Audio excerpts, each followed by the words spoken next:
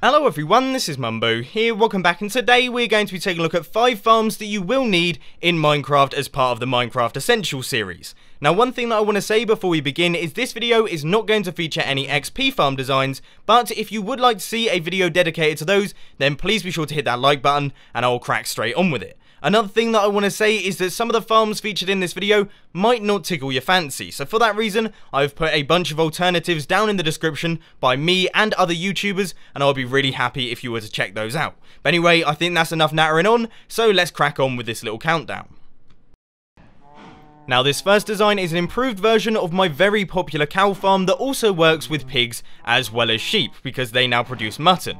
So all you have to do is walk up here, hit this button, you will see all of the water turns on and all of these cows start bobbing up and down. So then you can hold down right click with your wheat, they will get down to business and produce a whole bunch of baby cows. So if you hit this button again, you will see they all begin to fall down to the bottom section, and this is where the lava cooker is.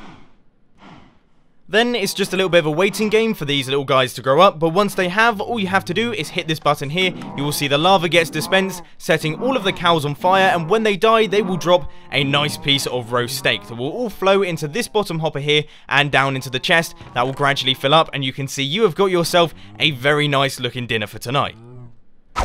So you want to get things started with a 4x4 area, and the first thing that I would suggest doing is building the structure for the entire thing. Now I just want to say that I am going to be building this one exactly the same as this one over here, just in case you were wondering. So you want to make this little archway and then go 2 blocks up like this, take out these 2 blocks and place a chest with a hopper running into the side of that one, and then a half slab on top. Then you want to go out round the front and place a block behind that half slab with a dispenser facing inwards, another block next to that dispenser with another dispenser facing inwards. Then you can fill in all of these blocks out the back, fill in all of the glass up at the front as well, and then place in blocks just like this, going round like that, and round like this on the other side as well, and then fill in all of these blocks here. So you should have a little 1x1 hole here. This is where your cow breeding is going to be going.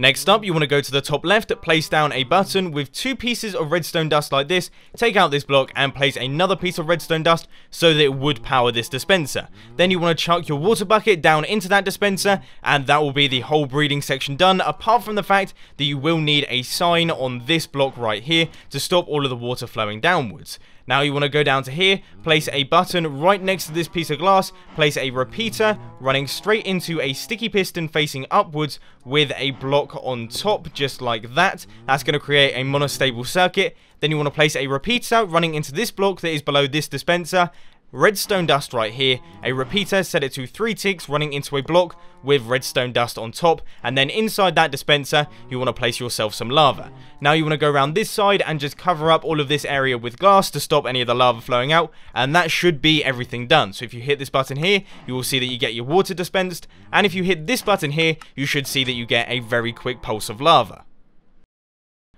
This second farm converts bone meal into dye. This uses a really interesting game mechanic in which if you bone meal a 2 high plant, you will actually get the same 2 high plant item back. So essentially you are duplicating the item by bone mealing it. You'll see it happen here. If we flick this lever, we turn on a rapid firing dispenser, and then suddenly our inventory begins to fill up with hundreds upon hundreds of sunflowers. Now all of these items can be placed into the crafting grid to give the corresponding dye colours, and it will allow us to get a whole bunch of various different bits.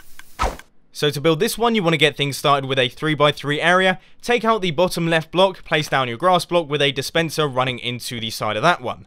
Then you want to place some redstone dust right next to that dispenser. Take out all of these blocks and place redstone torches on the side of this block here, with blocks on top of all of those, and you will see that our redstone dust begins to flash. Now what we have to do is place a block on top of that redstone dust and a lever here, and that will switch off the entire mechanism. So next up, you just want to place a bunch of bone meal into your dispenser, chuck down a 2 high plant in front of it, and you will see that we begin to get a whole bunch of the items, which is perfect. This third design is a high efficiency wheat, carrot and potato farm, but there are a few things I just want to say about it before we begin. The first one is, it uses a lot of bone meal. A lot of bone meal. So you are going to want to make yourself a skeleton farm before you build this one, because otherwise you really are going to be struggling to fill up all of these dispensers. The next thing that I want to say is it's very loud and it sounds very annoying indeed, so you might want to turn off your volume before starting using it. But anyway, all you have to do is walk up to the side that doesn't have a block and hold right click with your seeds, and you will see that they all get bone mealed turned into wheat, and then harvested by standing on the pressure plates here. It produces a whole bunch of resources and allows you to get a bunch of bread, potatoes, or carrots, and I really like it. So you want to get things started with a 4x15 area. This farm here takes up a very large footprint, so that is just something to keep in mind. But anyway, you want to go 2 blocks from the end of each side and place a regular piston there and a regular piston right there. Then go in between them and place all of your dirt, skipping the last one like that, and placing a bunch of blocks around like this, going right the way up to the end and placing blocks in like that, so it comes up to that last dirt block there, symmetrical with the other side. Then you can just fill in all of your water streams, and that will provide the hydration for all of the wheat. Now we're going to link up the pressure plates, so you just want to place a pressure plate like this with redstone running into that piston, and do the same thing on the other side, so that is pressure plate there with redstone running into that one. Now for the redstone side of things, you want to place a dispenser on this block here running into all of your dirt, and you want to carry it along just like this. Now this is where the resource gathering comes in handy, because obviously all of these are going to need to be filled with bone meal, otherwise the farm isn't going to work particularly well. But anyway, you want to go around the back here, place redstone torches on the back of all of these dispensers, then on top of those torches you want to place blocks going along like this, and then redstone dust on top of all of the dispensers, just like that, going all the way along there, and that is where the annoying noise begins. So all you have to do is place down a lever, flick it on, and you will see you turn it off. So that is your farm complete. Now you just have to till this soil, fill all of the dispensers, and you've got yourself a running wheat, carrot, or potato farm.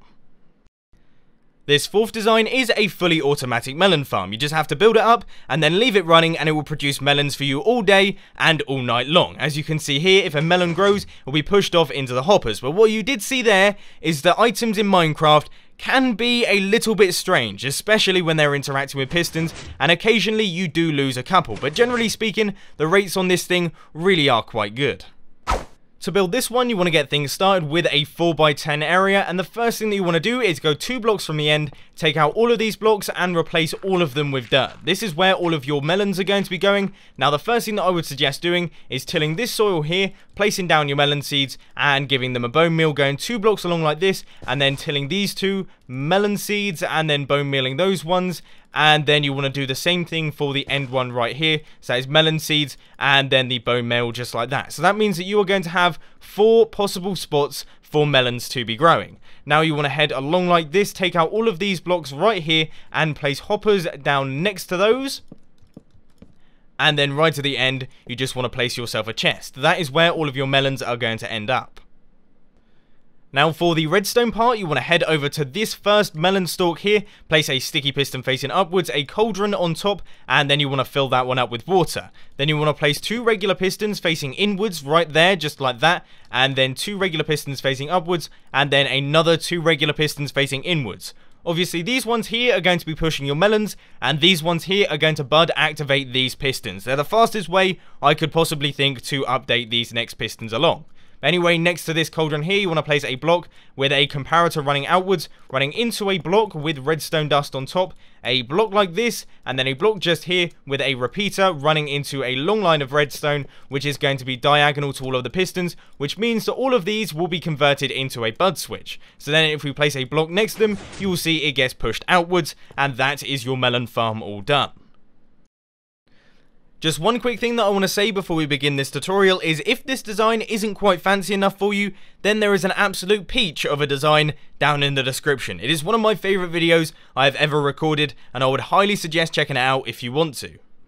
So to build this one, you want to start things off with a 4x11 area, and the first thing that we're going to be doing is placing down all of your sugarcane. Now you can use dirt or sand for this one, really doesn't matter. Sand does not make sugarcane grow any faster. That is an absolute myth and it is not in the game code. So you want to start things off by placing all of your sand or dirt down, leaving 1 block on one end and 2 blocks on the other, and then behind that you just want to place a bunch of blocks going round like this. This is making space for all of your water. Then you can place those down there so that you can actually place down all of the sugarcane just like this. Next up, you want to grab yourself a chest, place it down here, and then grab yourself some hoppers and run them going along like this, level with your sand. Next, go behind the sugarcane and place a bunch of blocks behind those, then place a bunch of regular pistons above and diagonal to all of the sugarcane, so if it were to grow, it will be pushed into the hoppers. Now you want to go off one end and place a sticky piston with a redstone power block on its face, and then go a couple of blocks along like this, a block here with redstone dust like that, and a repeater running straight into that block, and then you want to carry up this line along like this, diagonal to all of your pistons, placing redstone dust on top of all of these blocks, and that will create a bud switch. So if you were to place a block on top of all of these, you will see that the pistons extend and it would push the sugarcane off into the hoppers, which is exactly what we need. So there we have it, ladies and gents. That is all of the farms covered for today's episode. If you do want to see more of them, then please let me know down in the comments section. But anyway, if you have enjoyed this video, please be sure to hit that like button, and if you really loved it, then make sure to subscribe. But thanks for watching, guys. This has been Mumbo, and I'm out. I'll see you later.